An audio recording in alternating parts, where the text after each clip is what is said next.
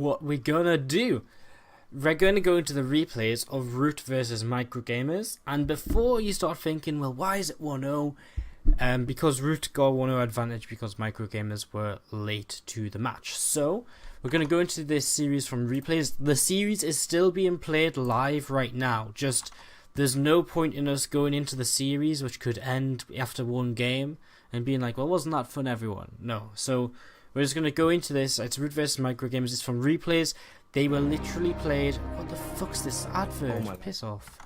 They were literally played like less than an hour ago. So that's how, fresh these replays are. So yeah, we're going to get into this, and we're going to get into this series. It's 1-0 to Root to start things off with, simply because MicroGamerZ turned up late.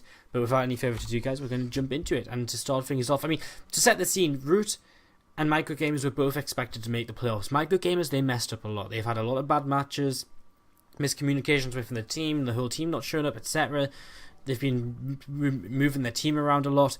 This season's not worked out well for them. So this is kind of their opportunity to show themselves, to show people that, hey, we are the big scary team that you think we are, that you remember us as from SC2ITL, which they won, for example. So that's what MicroGamerZ have to gain here. Root have nothing to gain either. They're guaranteed first place in the Group A.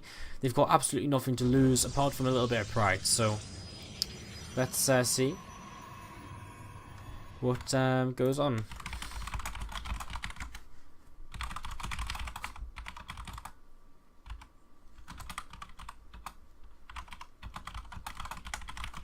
So yeah, let's get into this game and see what's going to happen between our first two players here, for Root and MicroGamerZ. Again, Root start with a 1-0 advantage because MicroGamerZ turned up late in the upper side of the map in the north. In the pink, from Root Gaming, it's Caliber. Been playing quite often for Root in the team league so far. See how he does here as he starts up with that gateway in his main base, going up against the blue Terran player in the 9 o'clock position from MicroGamerZ. It's Kalatzer, I don't know how to say his name. Kalatzer? Something along those lines. He is the blue Terran player in the 9 o'clock position. And, yeah, he's from MicroGamerZ. And, a very scary Brazilian player, I would say. A very strong, a very good Brazilian player. So, intrigued to see how he does today. And yeah, let's see what happens. So, I'm just trying to resize the window so I can see in case I get any more updates from this series.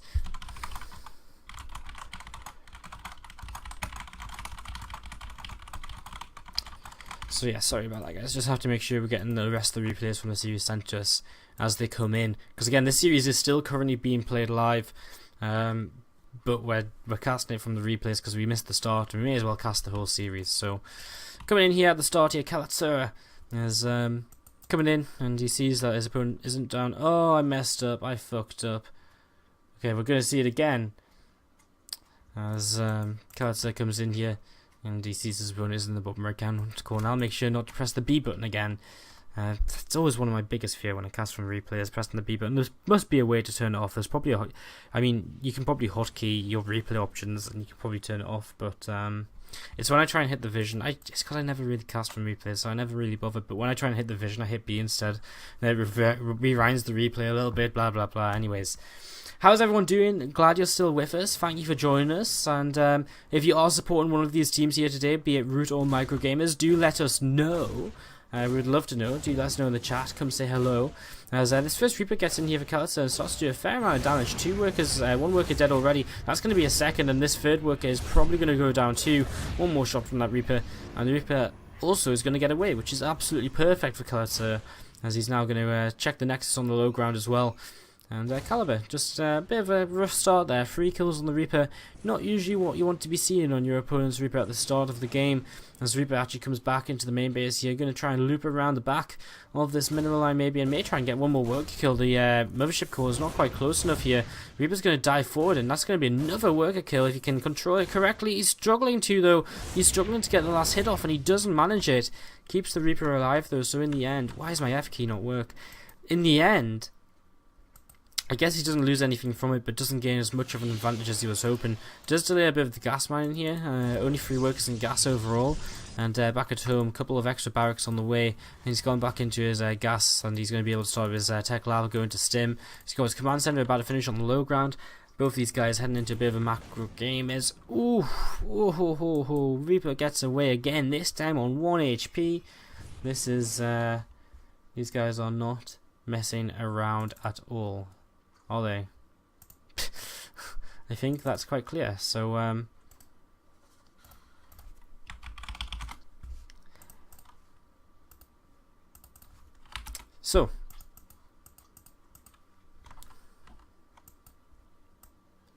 nothing happening down there as the Reaper just moves around. Twilight Council on the way up here for Caliber. Gateway on the way down as well. So he's going into, I would assume, probably Blink. I mean, charge opening is definitely not popular at all anymore. He's waiting for the gas here, and there it is, a Blink on the way. So a Blink opening here out of our Protoss player. Reaper gets denied the scout, so Khaled's a little bit blind to this, doesn't know exactly what's on the way. He saw a second gateway, but I mean that could mean anything really, as we've actually seen 3 extra gateways being added on in total, so pretty aggressive here by our Protoss player. No gas is taken on natural. Again, we've talked about this a little bit already today. If you don't see these gases, you can assume something aggressive is coming your way, because they're not teching up, you know, they're not going into Colossi because they don't have the gas to do it. So you've always got to be a little bit wary here as Khaled's starts to come forward here and starts to try and chase these stalkers back. The Photon Overcharge comes down from Caliber, and well, he does turn that around pretty easily. But that's all Khaled is trying to do here, force the Photon Overcharge, maybe force a mistake if possible. He catches a stalker, and this is the kind of mistake you can expect, well, not necessarily expect, but that's the kind of mistake he's maybe trying to force there. Stalker comes a little bit too far forward, hit by the concussive shells, and that's a free pick off for him as well as draining the energy of that mothership core just a little bit here in the early parts of this game. So yeah, Warpgate's about to finish up. Forge is on the way down, and a robot facility as well. So he's just going to tech out of this quite standardly. I mean, it's just going to kind of be a little bit of blink pressure and kind of tech out of it. But look at this, Khaled's continue to be aggressive, walk straight up this ramp. Forward overcharge is not quite ready from the mothership core until just now. So I mean, I guess he's also trying to get this army to commit a little bit further forward. Army gets away with pretty much no losses, but that's 2 Photon Overcharges having to be used right at the start of this game. Now, Blink is about to finish, so he has to be very careful about how far, you know, how much he commits if ever. Another Stalker nearly lost here. And,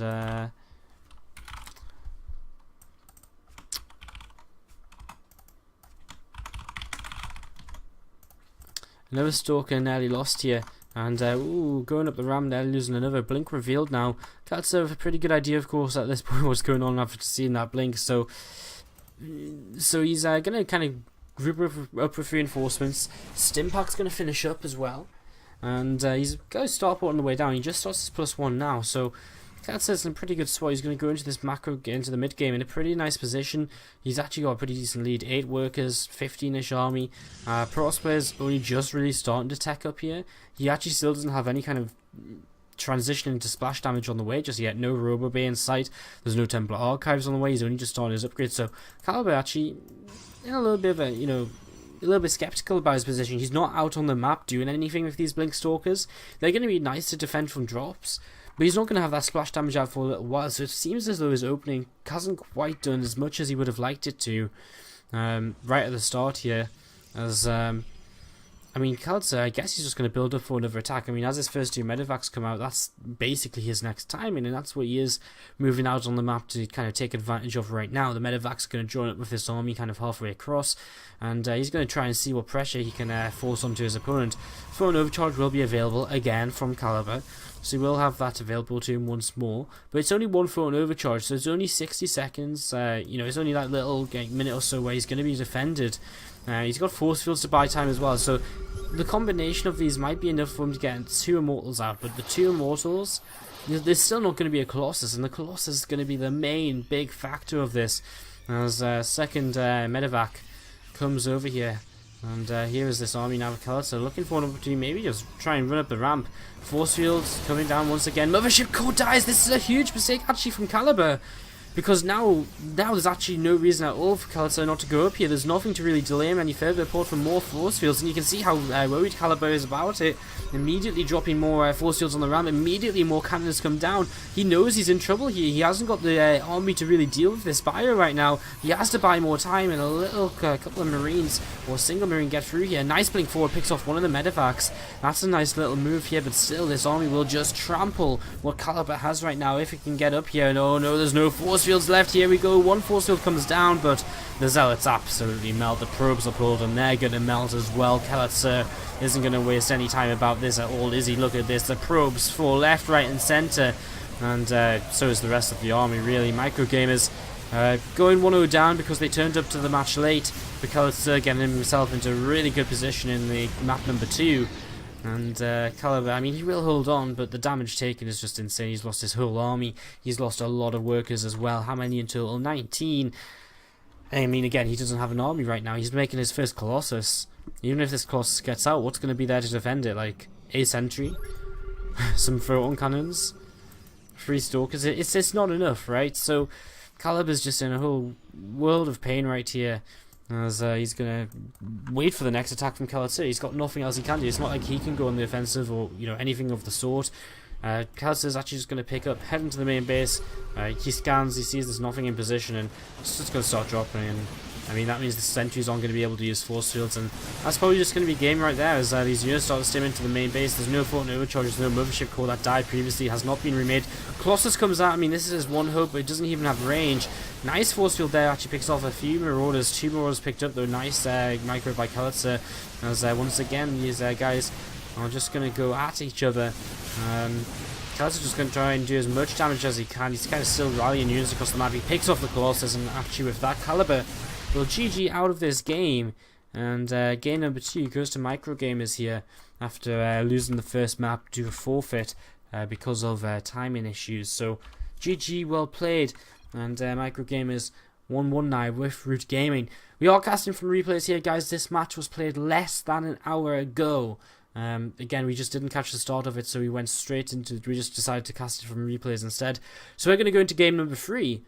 Straight after this commercial break, a quick 3 minutes, and we'll get into this next game. I can tell you right now, the next player from Root Gaming is going to be Supernova. So guys, it's a TVT. It's Supernova versus Caliber in game number 3 of Root versus MicroGamerZ. Quick commercial break, and we'll be getting into King Sage Young Station for this. Don't go too far. This is SC2ITL Team League America. Guys, sorry for a little bit of an extended break there. I had to quickly go sort something out, but we're back here for game 3 of MicroGamerZ versus Root Gaming, and it's going to be Supernova coming out here for Root after they lost Caliber to Caliber in a PVT, which was pretty one-sided in all honesty. Caliber seemed to be in control from the first steps of the game. I mean, he came out swinging and fighting, and you know, he forced one photon overcharge, he forced another, picked off a stalker. Next thing you know, he's on this on the Protoss side of the map again. He picks off the mothership core in a bit of a mistake from Caliber, and from there Caliber just doesn't have what he needs to buy the time, which he doesn't have enough to buy enough time to get Colossus out, and things just kind of went sour for him from there. So Caliber losing that first game for Root. It was actually the second map. Again, MicroGamerZ started 1-0 down, so Root started with a 1-0 advantage simply because the MicroGamerZ turned up to the match late. So map number 2 was that map just then, and map number 3 is this map now, which is King Sage Young Station as Supernova comes out for Root Gaming, making his debut here in the SC2 Improved Team League. And we'll see what is going to happen in game number 3 in a TVT between these two players. Caliber is the red Terran player up in the upper left hand corner here, representing MicroGamerZ. Again, MicroGamerZ, they've not had the best season. They've not had the season everyone's expected them to have. It's been disappointing for them in all honesty, but they've battled on. They've shown spirit. You know, they pulled back a few matches. They still lose a few matches. They really shouldn't be losing. In the end, here they all are. And yeah, I mean, here they all are, trying to still just take a series off Root. And I mean, a good start to take the first, well, not a good start really to show up late and to take a 1-0 disadvantage, but yeah, Caliber coming into this base here, we have had two pretty different openers. A Savannah gas first from Supernova, compared to just a Barracks into gas from KaLTzR. You know, no Reaper opening, just Barracks followed by 13 gas, now going into his own factory. So his factory is a little bit later, only by 20 odd seconds or so. I mean, Supernova will have a little bit more of an opening to... he'll have a little bit more of an opening here to be able to, you know, do a little bit more damage. You know, if he becomes the aggressor, it won't really matter, because by the time he gets to the other side of the map, KaLTzR will have the same number of units out as as Supernova will have on his side of the map. So, I mean, it's going to be a pretty even game, and I mean, the real question is, will either of these players divert? And already we've seen Supernova taking a second gas. He's adding on a tech lab onto this factory, and a starport as well, so a possibility here to just go straight into Cloak Banshee. We see here a starport on the way for KaLTzR and Hellion, so it looks to the KaLTzR with the idea of going for some kind of Hellion drop, maybe a Marine Hellion elevator style of play. He's just on a single gas, so this indicates he's probably going to look to expand in the very near future and just simply put on a little bit of light pressure with these early units. And you know, once he sees the kind of opening Supernova's going for, which you know he's kind of seen a bit of, he saw the gas first. Once he sees if Supernova's got enough to defend, he's going to be able to just back off, go home. The main thing being, he just needs to make sure he's got enough at home for him to defend himself. So starport does land here, and a Raven on the way out for Supernova. So Supernova actually just playing a very defensive opening here, as he also starts to produce a mine, which he's actually going to leave at the front door. So Supernova playing with a very defensive 1-1-1 double gas opening. The potential to go into tanks here, if he would like to. Maybe he gets the Raven out, swaps the factory and the starport over, and then he can go for some kind of tank Viking Raven with a bunch of Marine, some kind of push across the map with some earlier tanks than, you know, KaLTzR may be expecting. It's definitely a possibility right now, because otherwise this gas is going to start going to waste, because unless he wants to go for Cloak Banshees, which is of course an option as well here. First Viking's actually on the way out for KaLTzR. I mean, he's got the medevac out already, and again, this is a pressure build from him. He's going to move across the map. He's got 3 Hellions in total. He's going to have this medevac with Marines in as well to try and just do a little bit of damage at the start of this game. So let's see if it's going to work out. And it actually has just been their factory swapping onto that tech lab, siege tanks on the way out, a Viking from the starport. And again, this is a very defensive build from Supernova, but also has the potential to be very aggressive if you would like it to be, because he's going to get a very fast tank count building up. So he's actually going to be turned away from his natural right now. This mine is not going to achieve anything at all. He's actually going to have to cancel his natural expansion. A nice little play here by KaLTzR so far. Will he try and commit up this ramp? He actually will. He's going to take down the auto turret. In fact, Supernova looks as though he might be in a little bit of trouble right now, as his siege tank's even being chased down here. SCV's being pulled to repair, and that will help out a lot. KaLTzR actually just going to turn around. He turns around. Okay, he's going to come forward again, but there's just a little bit too much here this time for Supernova. That tank just unsieged adds so much DPS on. It takes too long to take it down. And well, again, very close to this mine here, as KaLTzR in the end does just pick up and get out of there. But I'd say good damage done. Forced to cancel on the command center. He gets his own command center a little bit faster now. He's seen exactly the kind of composition Supernova is going for now as well, and he's going to be able to counteract that. And you know, the counter to that simply is to get tanks out of his own. You know, with defensive tanks and enough Vikings in the sky to maintain air dominance. You know, that's all he really needs to kind of push back at, or to deter any push from Supernova in the near future. As we actually do begin to see him sending a few SCVs down to mine at that natural. Could see maybe a Raven added in. He doesn't really have the gas for it, because he's only just got that second gas up quite recently. He's only mined 16 gas from there so far, so he doesn't really have the gas to do that. And, oh my god, no! He loses his 2 Vikings in the middle! Well, that's absolutely huge, because I was about to say, the 2 Vikings and Raven Supernova will be slightly better for because of a PDD. It will give him a little bit of the air control. The main issue for KaLTzR will, you know, for Supernova will be KaLTzR has the defender's advantage, where the starport will be reinforced with an extra Viking a little bit faster than Supernova gets his. But losing 2 Vikings now gives Supernova complete map control, which means that, you know, he's going to have complete vision. He loses him, or KaLTzR loses a medevac here as well. First tank, I mean, the tank doesn't even get a shot off here because he can't quite see, he's not in range, he doesn't have the vision. And, well, I mean, now Supernova, he's just going to think about where exactly he wants to siege up. The air control he has is huge again, because he can just slowly push forward here. And KaLTzR is always going to have to be attacking into sieged up tanks. And if he's, you know, he's going to be attacking into sieged up tanks with unsieged tanks of his own. He can't just rely on his siege, because he's going to be outranged. And oh my god, auto turret's coming down, a split of the Marines. This tank's actually going to be targeted here. Is there enough SCVs repairing it? The tank is just going to go down. Supernova committing a lot of his Marines to do that, but at the same time he's got 2 tanks on the low ground here just barreling away at this command center, which is, well, it's now on fire, and Khalid's having to be forced to lift this, but now the Vikings are going to get to work on it, being forced to, you know, in the end here, actually having to repair it here. So Khalid is actually taking a fair amount of damage from this. Supernova, oh my god, now he's going to reposition, he's going to come into a slightly different location, and that is just up in this direction instead. He's actually going to take a shot onto these tanks. Now he's going to start dropping on top of them, now he's going to be able to siege up, and now, I mean, look at this, he's going to be able to siege up, he's got great positioning in the main base, he's going to take a shot onto these Marines here straight away of his opponent, and Khalid is just losing absolutely everything, because I think he's just lost every single one of his Marines. He's got a few left in this mineral line. But it's just kind of nothing, as Supernova actually adds on some more Hellions. Back at home, he's starting a 3rd command center. He's in complete and total control here. I mean, this tank can't move forward enough for Khalid, so he's actually going to lose this to some Marines dropping out. Marines start stepping forward from Khalid, so he keeps it alive a bit longer.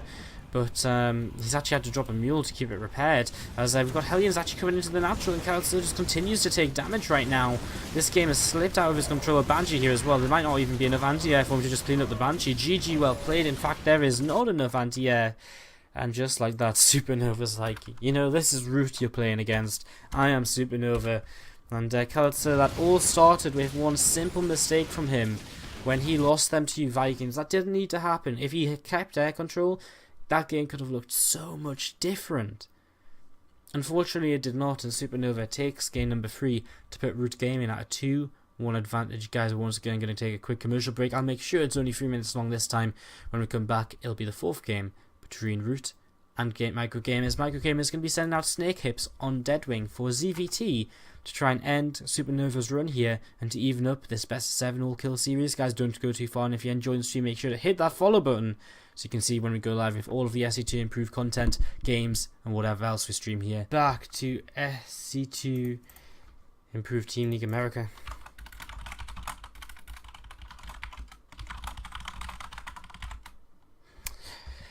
As we're going to go into our next game, which is going to be Deadwing, Snake Hips versus Supernova. How are you all doing here tonight? I got Profis One in the chat just asking if Minigun's going to play tonight or if he's going to play if Supernova loses. I don't know the lineup. I'm being sent the replays live as they come in, so I don't know what the results are. I don't know who's playing. I don't know who played. I don't know if the series is even over yet. I don't know what's happening. So I'm literally in the dark. Minigun is on the roster for Root Gaming. If they want to play him, they can play him. But I don't know if he will actually play. But he did play last week, and if you want to check out the VOD of that, you can actually check it out on our YouTube, which is youtube.com/SC2Improve. I think, was it Root Gaming versus, who did they play last week? Where Minigun had to come out and clean things up. Ooh, I'm actually intrigued myself there. I can't quite remember. Let me just double check very quickly, because I definitely casted it. I know I did. No Dice Gaming, of course. Yes, it was. Minigun came out and cleaned things up there. Anyways, enough about last week. How about a little bit more of today as we go into Root Gaming versus MicroGamerZ game number 4. And it is right now in the lower left hand corner for MicroGamerZ. Their Zerg player, American Zerg player actually. In the teal, it's Snake Hips. And his opponent in the upper right hand corner from the red, it's the Terran player, Root Gamer, Supernova. Definitely one of the strongest players on Root right now. I don't think anyone would disagree with that. Root not messing around at all tonight. They send out Caliber loses. They're just like, right, let's just do this. Let's just send out Supernova. He's not been used before in the SC2ITL America, as far as I'm aware. I'm pretty sure I'm very sure actually that he hasn't been. So.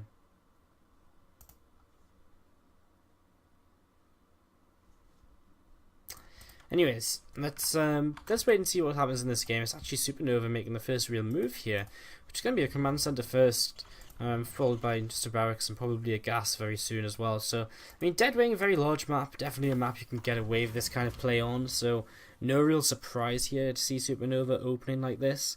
No real surprise at all by any stretch of the imagination. there's that gas coming down. Of course, that allows him to just get the reactor up, get the factory up as you would usually expect, and yeah, so SCV heading down, he's starting to start scouting. Quite important to scout, of course, if you go CT first. You want to know if your opponent's open pool first, so you can know whether to expect. Zergling's coming your way to get a bunker up ASAP, etc. I mean, of course, at the same time, he's not going to actually spot him here, but, you know, it's the kind of thought that counts, I suppose, more than anything. I guess this is kind of the closest spawn he could get, so he's kind of ruling out little bits of information at a time. So yeah, SCV heading over to the southwest. Who's played so far?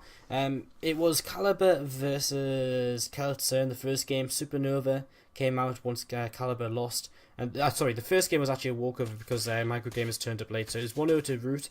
Then the series went 1-1 as Keltzer beat Caliber. Supernova beat Keltzer. And here we are on game number 4. Supernova versus Snakeapes. So Snakeapes cleans up them for that SCV there. And I mean, Supernova's got nothing to worry about. Bunker at the front, a couple of Marines in it, factory on the way, a reactor on the way, and second gas on the way down in the main base as well. So Supernova going into pretty quick second gas here.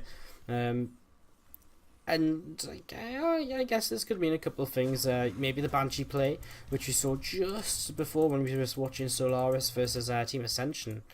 So definitely a possibility here as this gas comes up, and Supernova going to start mining from that. Supernova starting that gas. There's a starport on the way down. Now, again, this could mean multiple things. Are we going to see the medevac first? Are we going to see Banshee straight away? Seeing this tech lab come down will pretty much tell us we are going to see the Banshees, because he's not going to produce any extra Marines, which means he's not going to have Marines to put in the medevac. Of course, he could just lift the Hellions, but you know that's generally not what we see when we see that kind of style of play here. Snakeapes flies an Overlord all the way into the natural, and this is probably going to go down here. I don't think it can escape in time from these two Marines. Bye-bye Overlord. And a little bit of a loss there at the start of this game by Snakeapes. Starport finishes up. Ooh, whoa. That's actually interesting. We're going to see the tech lab on the factory. What are we going to see from this? Siege tanks? So surely we do still see a medevac then. Surely we see some kind of medevac siege tank marine push. Okay, well this is different. This is something I have not seen at all. If this was done in some recent game, which I have missed, because I've been really busy setting up SE to improve Team League Europe, please do let me know, because I'd love to see if this was used in some kind of like obviously Supernova is a very high level player, but I'd love to see if this was used in like GSL or WCS or something like that. So if anyone knows about that, do let me know, because this is interesting right now to go for these tanks right at the start. Now, it could just be that he feels like he wants a safe opening against his opponent, and obviously tanks are one way to do that, but he lifts them up in the medevac, and the tank and two Marines are going to move out here. I guess it's kind of very map specific, right? Because he's going to abuse this positioning down here to just siege up this natural a little bit. And if there was a fast third, he could siege up down here as well. This is so weird right now as this medevac heads across. How successful is this going to be? I mean, I guess there's nothing which can actually kill it, as we actually see Roachroar and a Nidus network come up here for Snakeapes off of two bases. I mean, honestly, sadly for him, all spots are really covered by Supernova, and even if he puts it down here, this tank's on the way, a second bunker as well, and there we go, tank actually just sieges up, and this is incredibly strange. So this tank is that in range of that little corner? I assume it could actually hit these drones here if he wanted to. He's going to shut down this gas first, I guess, then we'll see exactly exactly how much more it can hit. I guess it could edge a little bit closer this way still. I guess he's just being careful over here right now. Okay, so he can hit the mineral line from here as well, so this is really quite elusive right now, as this is such a map specific build. The command center, the extractor getting countered though, killed off by the tank. Road just starting to head across the map. Nidus not utilized just yet. It can be utilized for reinforcements, of course. Unfortunately, this Viking's been cleaning up all the map vision so far. Or I think a couple of Marines over here killed off the Overlord. So it's just going to be a Nidus right at the front, and I mean, sadly, this was a tank opening by Supernova, so it's incredibly safe. And I mean, as workers continue to go down over here, tanks are just going to completely destroy this attack from Supernova and from Snakeapes, sorry, and well, Supernova doesn't even make it look like a challenge. Snakeapes just GG's out. I think that was actually a build order loss. I think. to go up against a tank opening when you're going for a Roach Nidus build, it's never going to work out well. Obviously, it's a very map-specific build. Really cute by Supernova. Worked fantastically, as we just saw. Just like that. We sees Root Gaming on match point, and maybe even just one match left in it. The next player out from MicroGamerZ will be Motok here. How long was that game? Okay, we will take a quick commercial break here, guys. We're taking these commercial breaks. We do run ads during the commercial breaks, so if you're enjoying the show and you do want to support us, the easiest way to support us is by turning off your ad block or whitelisting us from your ad block and gritting your teeth while the ads play. It does help. It does help us fund more of these tournaments, and all of the money does go towards it. If you want to be a bit more proactive in helping us out, then you can either follow our social media, tune into our broadcasts more often, or you can also subscribe/donate, and the information for that will keep passing through the chat. So if you're interested, I think !subscribe is will tell you all the subscriber benefits. !donate will tell you the donation options as well, and all of them actually do go in towards our donation goals and incentives, which raise the prize pool for the leagues and have some bonuses as well. So, guys, thank you for tuning in. We'll be back in a couple of moments' time. It'll be Root Gaming going for the kill, and Supernova goes up against Motok in game number 5. Welcome back, guys, to SC2 Improved Team League America. So thank you to RJN, actually, first of all, who did point out to me that Hendrix lost to QXC in the WEC qualifiers through the build that Supernova just used. So I'm actually going to try and maybe find a VOD of that after this, because I'm quite intrigued to see how it plays out. If you're going for any other build that isn't kind of a Roach Knight, it's like literally, Snake Hips got so hard countered just then, it was kind of painful to watch. Like, that was like literally running into a brick wall without knowing the brick wall's there. I guess it's like running into, like, it's like if you have like glass doors and you like walk into them and you're like, shit, I didn't know that was there. It's like he didn't know the tanks were there.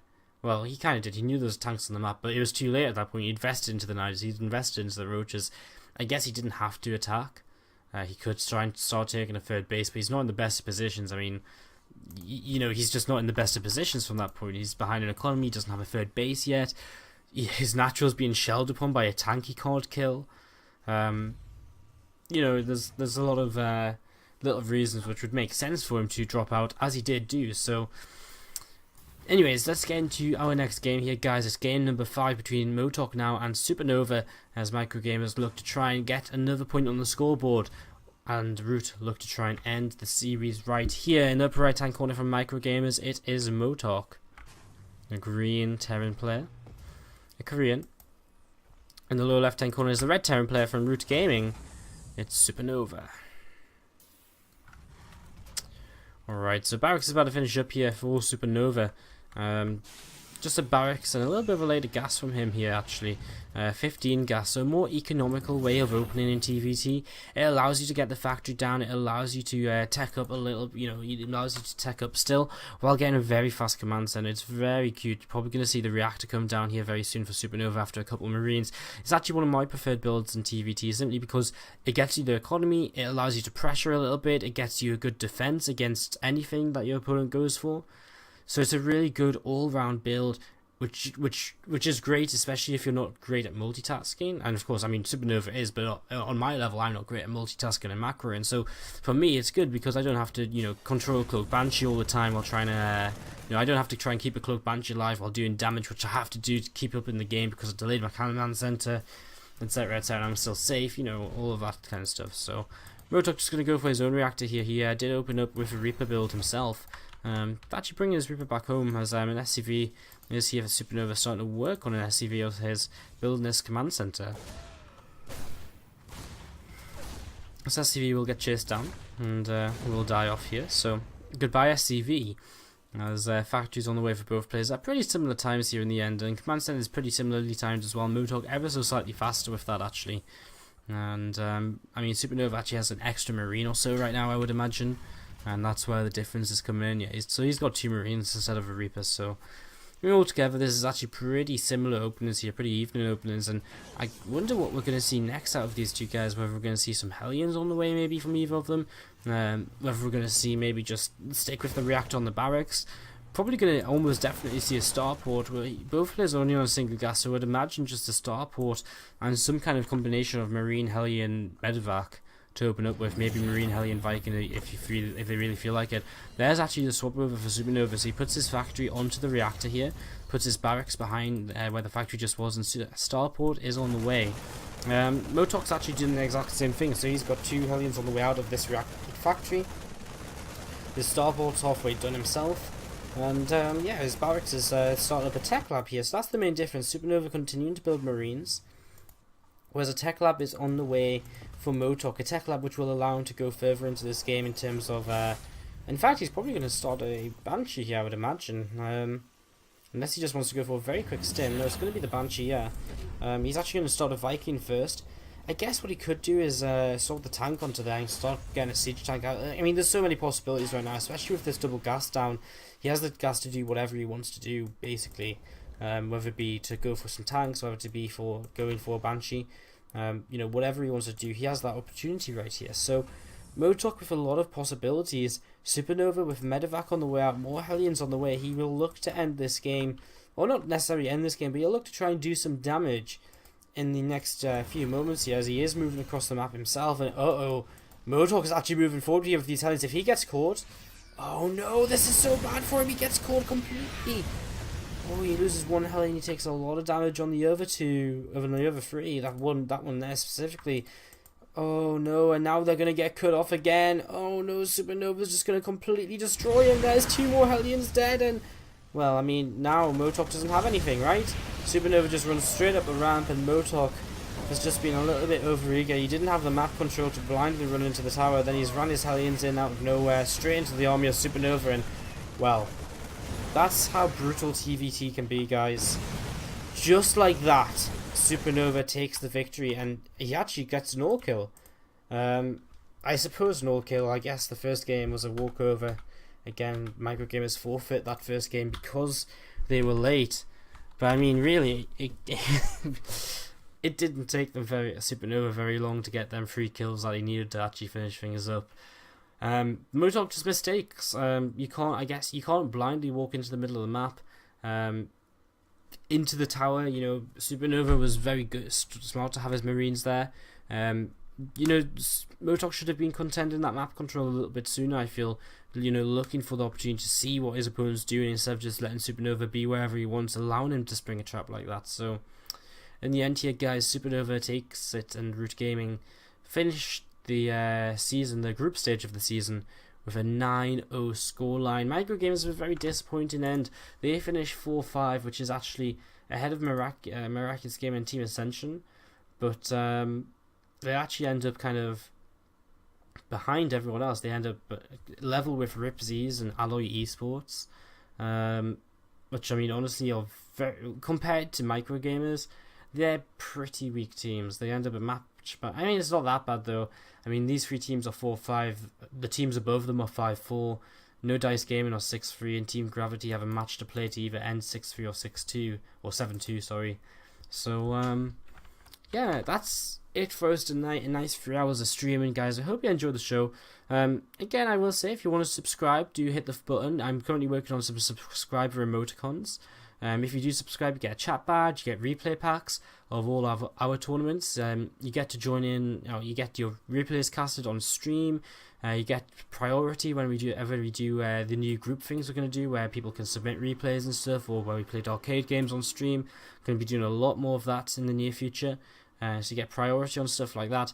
You get to choose where your money goes to, whether it goes towards the SC2 Improved Team League America donation goals, or whether it goes towards Europe, pretty much anything. We'll also take and that subscriber money actually goes towards the goal you can see on the bottom right of the screen right now. We're currently raising money for the Ace Player Invitational. We're trying to get another $100 so that we can run a $250 tournament, between which would be one player from each of the top 16 teams of the SC2 Improved Team League America, battling it out in a 1v1 tournament, and it'd be four groups of 4 into a single elimination bracket played out over about 6-7 nights or so. So that's what we're trying to raise another $100 or so for. If that sounds good to you, then the donation link does keep coming up on the screen. and of course it's greatly appreciated. Of course, and again, subscribing does add to that total as well, guys, so worth noting. Yeah, shout out to our sponsors, Zawigear at zawigear.com and Less Kung Fu at youtube.com/filthyrake. And again, if you enjoyed the stream, hit the follow button on Twitch. Check us out on Twitter at SC2_improve. If you want to see more of the matches or you missed any of the games tonight, you can check them out at youtube.com/SC2improve. And of course, our website with all the news and information with what's going on in and around SC2improve is up at sc2improve.net. Guys, it's 3 AM for me. I'm going to go get myself to bed. You guys have a wonderful night, and I'll see you tomorrow where we're going to be casting some IVD games as they finish off their group stage of Season 1 of the SC2improve Team League America. Times to be confirmed. I need to go submit them to the TL calendar and stuff, so I'm going to actually go do that now in bed. So yeah, but do come back, check us out tomorrow. I'm going to be trying to stream all weekend. So guys, thanks for watching, and I'll see you all later. This was SC2improve Team League America, and it's been an absolute